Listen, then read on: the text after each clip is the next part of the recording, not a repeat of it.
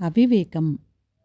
ఒకరోజు అడవిలో ఒక చీమ వేగంగా పరుగెత్తుతున్నది. కొంతసేపటికి దానికి ఒక ఎలుక ఎదురొచ్చింది. చీమా చీమా, ఎందుకంత వేగంగా పరుగెత్తుతున్నావు అని చీమనడిగింది ఎలుక. అక్కడ ఒక పెద్ద జంతువు ఉంది, నాకన్నా చాలా పెద్దది.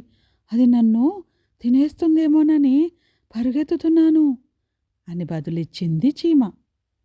అవునా, అయితే అది నన్ను కూడా తినేస్తుందేమో, నేను నీతో పాటే పరుగెత్తుతాను అంటూ ఎలుక కూడా చీమతో పాటు పరుగు ప్రారంభించింది. అలా అవి రెండు పరుగెడుతుండగా వాటికి దారిలో కుందేలు ఎదురొచ్చింది. కుందేలు వాటిని చూసి, ఎందుకలా పరుగెడుతున్నారు అని అడిగింది కుందేలు. అక్కడ ఒక పెద్ద జంతువు ఉంది, నాకన్నా చాలా పెద్దది. అది నన్ను తినేస్తుందేమోనని పరిగెత్తుతున్నాను అని సమాధానమిచ్చింది చీమ. అవునవును అంది ఎలుక కూడా.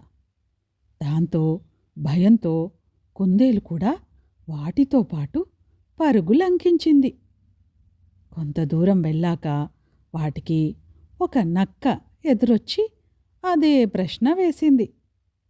చీమ మళ్ళీ అదే సమాధానం చెప్పింది. వాటితో పాటు నక్క కూడా పరుగెత్తింది.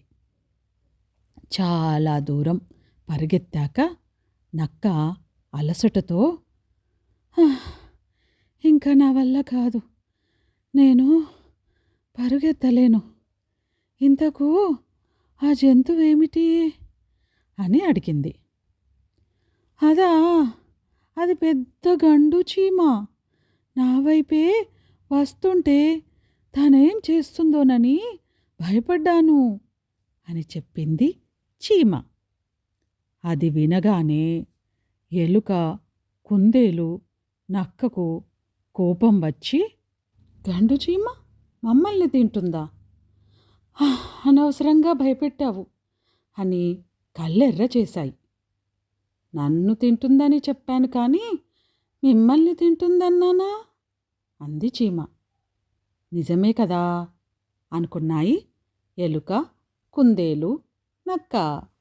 ఇతరులు ఎందుకు భయపడుతున్నారో తెలియకుండానే మనం కూడా భయపడడం అవివేకం అని ఈ కథ యొక్క నీతి.